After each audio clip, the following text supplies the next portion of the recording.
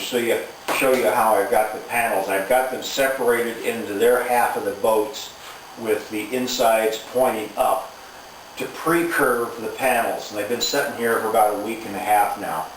I've got the bottom panels just laid in the middle because they don't need to be pre-bent in any direction. They will take on a curve once I put the wires in and open them up. But right now I just wanted to show you what I've got with the panels laid up, and I got some clamps on the ends and along the sides to keep everything flat. Okay, I've got my workbench cleared off because we're going to start building the boat now, and I'm going to need it as I build.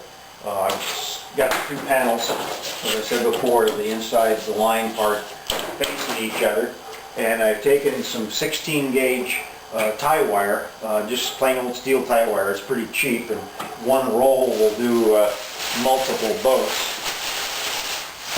And then you cut them into about, I don't know, 3.5 inch long. And it's nice to have a set of lineman's pliers in order to cut them with, so you don't ruin any of your wire cutting, you know, your electrical wire cutting dikes. And then to have something to twist. You've got your wire through one set of holes, and you're going to bend it over, and then you're going to stick your number 2 Phillips, because you need something in here with the right amount of thickness to it. Flip my monitor here so I'm right side up. And you stick that in, and it comes, well, I'm left-handed.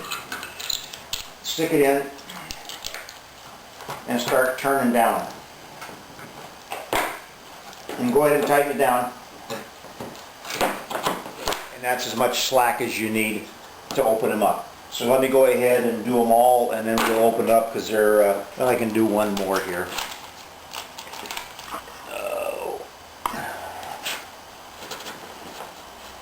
Just bend them over and come around, and you can start the process. You can stick in your screwdriver. I can do it this way, I guess. And then just tighten it down. That's all you want. Let me go ahead and do the rest of them and we'll come back. Okay, I'm only going to go down to the second from the end. I won't drill the end or wire the end one. I will use that one to put together the panels, the second set of panels. Not too tight on the end ones. You'll come back later and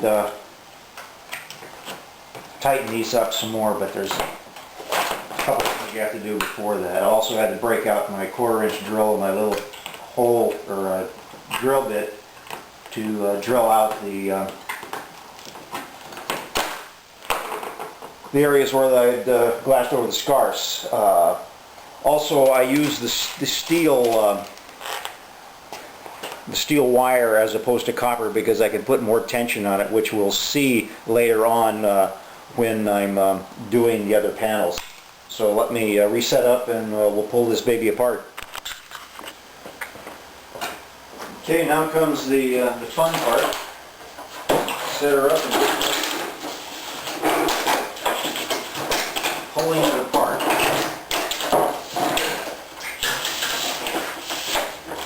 Beautiful. Beautiful, beautiful, beautiful. Coming out the way I want it. Now I got a cord. I double looped it a little bit. And just kind of pull it down. That should do for the moment. And then just tie it off and let it set there. And I see that my panel has jumped out on me. Not too. So I'll put in my bolts next. The thing we're going to do now is we're going to, I've already got another drill with a 1/4 inch bit. Get you a 7/16 nut there, and then a can of screws and nuts and washers. We're going to go along and bolt the seams together. We're going to go ahead and bolt the seams together so that the panels can't crawl up over each other. They have to maintain their edge, the designed edge. If you don't do this, they'll jump on you right after you've just filleted the joint and it's cured, and you say, oh, you know, now I've got a seam that's sticking proud on the outside. So, well, it's just a time like the present. Usually I drill the holes on the station line marks, the 1 foot marks, and then usually, since there's a wire there at that location, I'll go back about an inch and drill a hole through and pull out a little, I think these are like 1/4 by 3/4 long. I got Phillips and slotted, and then I'll stick that in there. Move the wire out of the way more. You're gonna get bloody fingers for a few days until you get the all the seams. I don't have my screwdriver. Ah, there it is.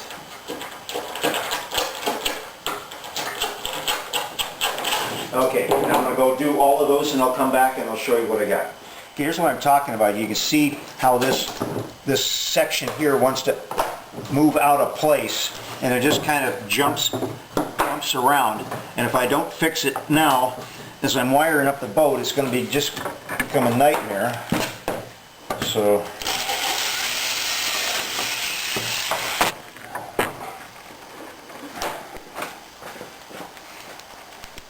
you can see how the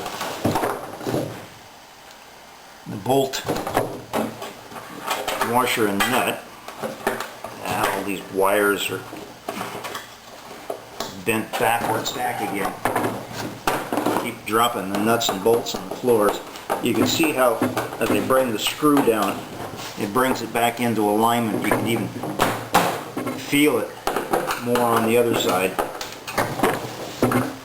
We'll come back and tighten these down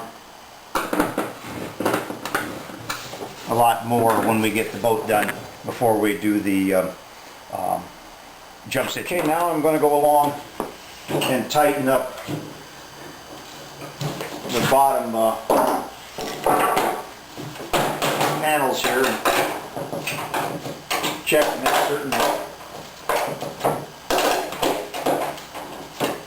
all my seams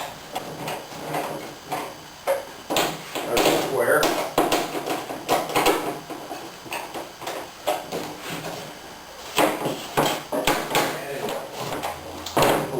An extra wire at each end, about 2 inches in from the end. I'm starting to get a little gap forming there, and I don't want to have that. I usually don't worry about those things because I can fill them in with the, back them up with some masking tape or tape and fill in any problems I got. Also give it a good check down there. I have to do this to make certain that my lines are square, and I seem to be happy. I seem to be happy. At the moment, I'm happy. Everything's looking good, and I'm starting to look at the shape that bow is starting to take in, and you got a little bit of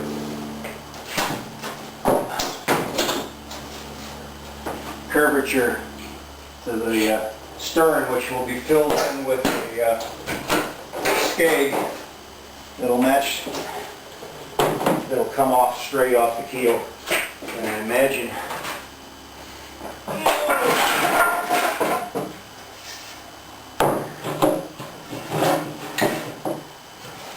it'll be about 3 inches, 4 inches deep at the stern, so that'll make it look pretty nice. So